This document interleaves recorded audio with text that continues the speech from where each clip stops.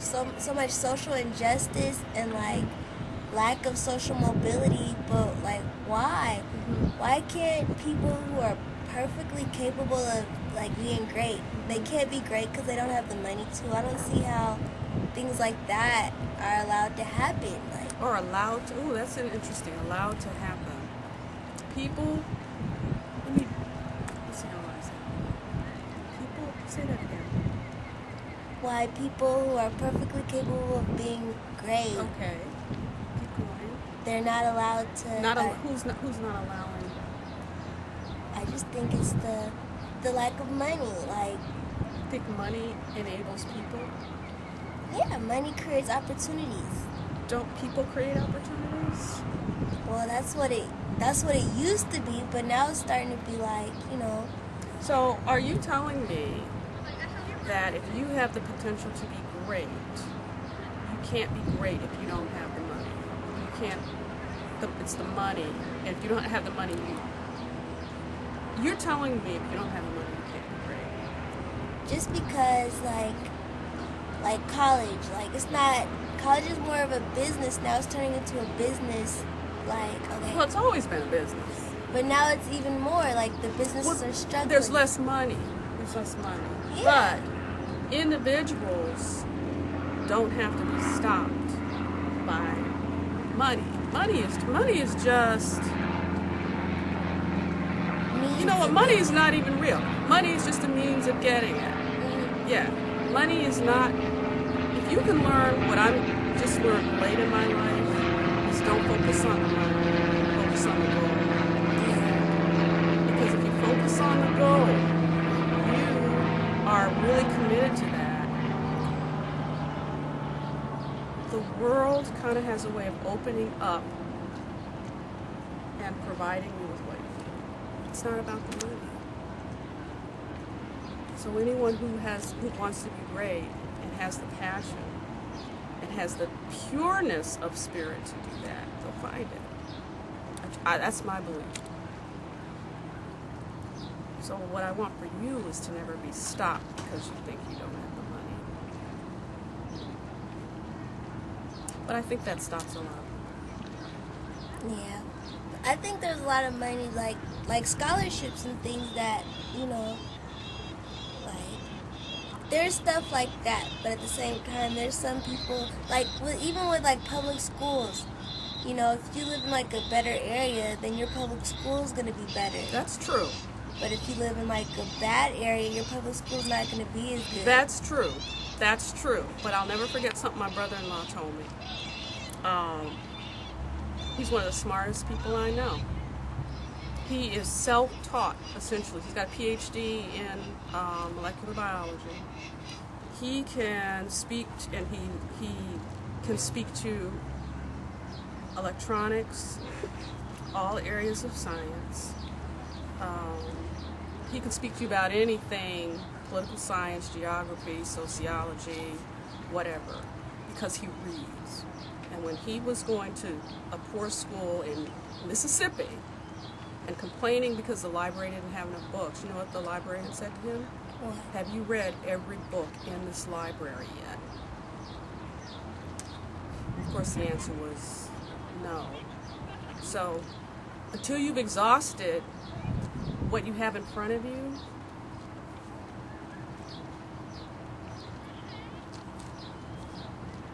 yeah, that's kind of what I did at Renton. Like, I don't know. I kind of feel like if it wasn't for Running Start and me going to like a more challenging school, I don't think I would have I might not have been able to like graduate on, just because like high school. Even when I went to Renton, after I got out of school at college and I was going to the high school to make sure everything was going along as planned. Every time I was down by the high school, there was always a fight after school. Like, I'd get there, and there'd be a group of kids, and there'd be a fight. And I'm like, would I have been able to succeed with this much, chaos? And it's like, how the counselor wasn't helping me like I wanted to. It's like, because that frustrated me. Like, whenever I go there and have to deal with them, I get really frustrated, and I just be like, But you didn't give up. But there was a lot of times when Mom had to tell me, like, Mahogany, just calm down and just try again. Because I'd be like, I don't have to prove anything to them. Like, I know I can do, I know what I can do. I don't have to prove anything to them. Like, forget them. Mom's like, no, just go and try again. But, me, I just be like, forget you guys, I'm better than this. Like, but a lot of times it was Mom that was like, just keep trying. But I'm thinking, if I was, like, I'm just happy I did do Running Start and, like, challenge myself because that's what I like. I like the challenge. Like, I like going to school. I like getting really hard assignments that other people will be like, I can't do that. I like doing that. What is your subject that you really, really like the best? I say, actually right now, I'm interested in, I like history. That's always been my favorite. Back in 8th grade, my favorite was American history. My sophomore year, my favorite was world history. So you could be a historian? Could you see yourself being a historian? Well, somewhat, because, like, actually, I do like the history, and I like to think about, like, right now I'm really interested in eugenics. I wrote a 15-page paper about eugenics and, like, how it relates to issues in society today.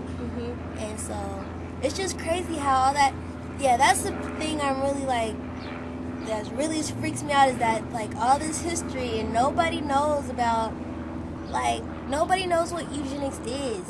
And it's such a big part of American history. Like, it's very, like, relevant. And with everything, with the school systems, with, like, how we discriminate against each other, how we look at each other like, oh, you come from a good family. Like, we use eugenics as so much, like, if you're not, only the strong survive, just everything. Social Darwinism, that's eugenics. People are always like, people always say social Darwinism, like it's okay, but it's like, Darwin didn't come up with social Darwinism. Social Darwinism came from a eugenicist, and eugenicists, it judged people by it didn't judge people by the content of their character. It was more like, your bloodline, saying that you can't succeed because of your grandparents or something. And people should know about that because a lot of people still think like that. And I think most of the most wealthy people in America who control like 90% of our economy think like that. You know what? I have to think about that. Because I don't know whether... I have to think about that. Because I don't know whether people really feel that way or just feel like they have to protect their own and that's what they use. Yeah, I watched this documentary called The 1%. Yeah. Have you seen that documentary? No. Oh, have you heard about it? I know what the concept is. Yeah, but it really tripped me out because I think, I've been reading books and it said besides basic needs like being sheltered and fed and clothed, there's not much else to being happy and satisfied. Like, you don't need much more than that. 5 cars. Yeah, what do you need all this access money and why there's people suffering?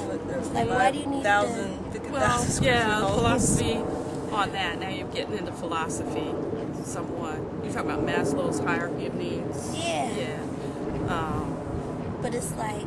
Then when I get there, then my shift is to the spiritual plane. It's like, okay, people aren't being fulfilled spiritually, so look outward for everything else.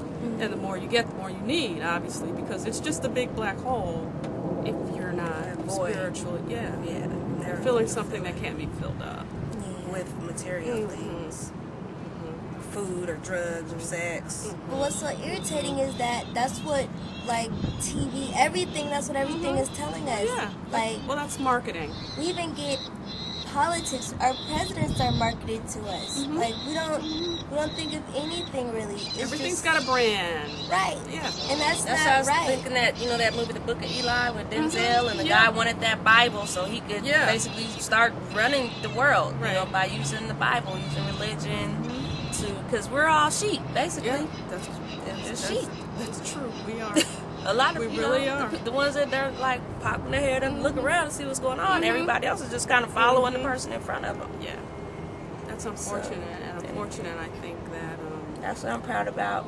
My kids kind of breaking the cycle to come out of the box. Yeah, that's right. You are not who people cannot put you in a box. You allow people to define who you are.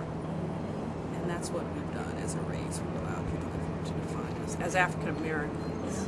And I was just talking to Mom about that. It was like yesterday when I was like, you know, how they always show us that movie of like them spraying the people with the hoses. And it's like they choose the most passive picture as somebody getting sprayed with a hose. When you think of somebody getting sprayed with a hose, it's like, but those were high-power hoses and their skin was getting, you know, they picked a passive picture, but they didn't explain. That's not a passive picture, really.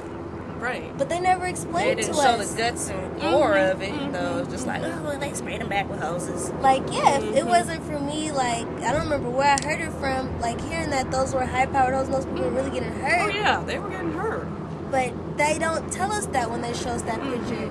So that doesn't connect. You know, we don't think of them getting hurt majorly, like, to the extent that they did.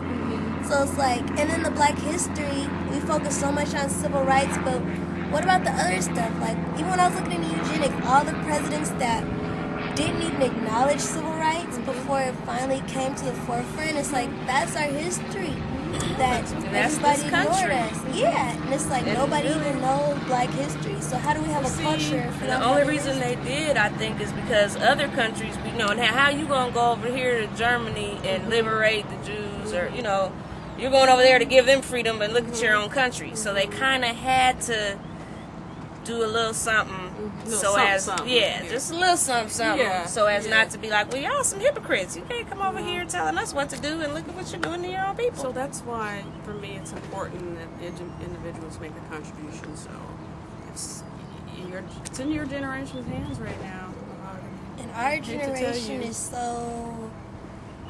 We all have some challenges. Yeah. Let's just put it that way. You got some challenges. Some you gotta standout people. Yeah, there are. But there's not enough. Like, we need a lot of critically thinking people. Well, and this is where you kind of have to challenge your friends. Always challenge. Good friends are friends who challenge each other to step up to the next level, not stay down. That's not a friend. So, in your circle of friends, the question you always ask, are we challenging each other to move ourselves to be the best we can be? I mean, that's where it's got to start, because there's going to be no more, I don't think, social movement. I may need to walk over it. Oh, okay. I don't think there's going to be a social movement to uplift us to the next level. I think it's individuals like you. Yeah, I always talk, like, there's a lot of friends since I've, like, graduated. Like, I've had, actually not even since I graduated, but, like, just in the past couple years, I had to, like, lose a lot of my friends because they're not, I don't feel like they're growing in the same direction as me. But there's also some friends who, like, they're having a lot of issues with, like, their parents and stuff, and, like, just, I have friends who had issues with school, and I always told them, you know, just keep trying, and, you know, we're too young just to not push ourselves. We're too young. Like, we could chill and be tired when we're old, but right now, just if you're not doing something constructive with your time, then you need to ask yourself, what are you doing? Like, why not? Or just find people who do that, because if you're not Yes. Don't stop. This has been great. We haven't been recording